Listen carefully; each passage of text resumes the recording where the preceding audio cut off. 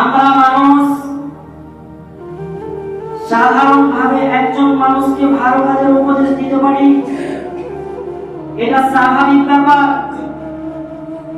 আমার মতো আপনার মতো মানুষ যখন একজন মানুষকে খারাপ কাজ থেকে খারাপ কাজের নিষেধ করবে, তখন সর্বপ্রথম যে বিরোধিতা করবে সে হলো আপনার পিতামাতা। কেমন করে একটু আপনাকে দেখায়। একজন লোক রমজান মাসে সিয়াম পালন করে না, ওই লোকটাকে আমরা স্বাভাবিকভাবে বলতে পারি, তুমি রমজান মাসে সিয়াম পালন করো না কেন? সে হয়তো বলতে পারে, আমি অসুস্থ আছি, এর কারণে সিয়াম পালন করছি না, বা আমি আগামী দিনে সিয়াম পালন করব। কিন্তু দু চারজন বখাটে ছেলে রাস্তার ধারে ফ্রি ফায়ার খেলছে, আপনি দেখতে পাচ্ছেন আপনার চোখের সামনে একটা খারাপ কাজ হচ্ছে। সেই খারাপ কাজ থেকে যখন আপনি নিষেধ করতে যাবেন, যখন বলবেন বেটা তুমি ফ্রি ফায়ার খেলছো কেন, যখন বলবেন তুমি মদ পান কেন করছো, সে হয়তো আপনাকে বলবে যে আমি আমার বাপের টাকায় মদ পান করছি, তো কি হলো? ওই জায়গাতে যদি আপনার বাপ উপস্থিত থাকে, আপনার বাপও আপনাকে বাধা দিতে পারে যে ওই আর বাপের টাকায় মদ পান করছো, তো কি হলো?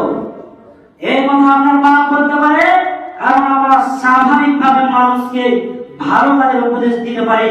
কিন্তু খারাপ কাজ থেকে যখন মানুষকে বাঁচাতে যাবেন, আপনি নিষেধ করতে যাবেন, তখন সর্বপ্রথম আপনার পিতামাতা বিরোধিতা করবে, আপনার প্রতি কষ্ট হতে পারে, জুলুম করতে পারে।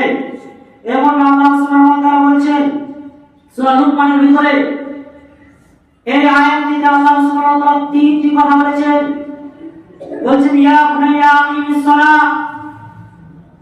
সূরা লুকমান তার সন্তানকে বলেছিলেন, উপদেশ দিয়েছিলেন, হে আমার সন্তান তুমি সালাত কায়েম করো, ওয়া আমর বিল মারুফ ওয়া নাহি আনিল মুনকার, মানুষকে তুমি ভালো কাজের উপদেশ দাও এবং মন্দ কাজের নিষেধ করো।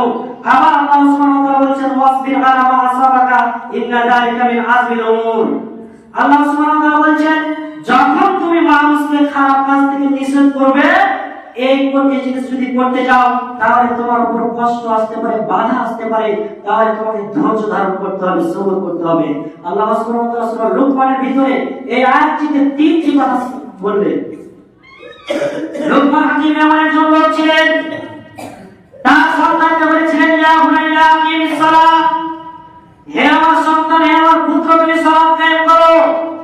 তার সন্তানকে বলেছিলেন ইয়া বুনাইয়া লা তুশরিক বিল্লাহি ইন্না শিরকা লা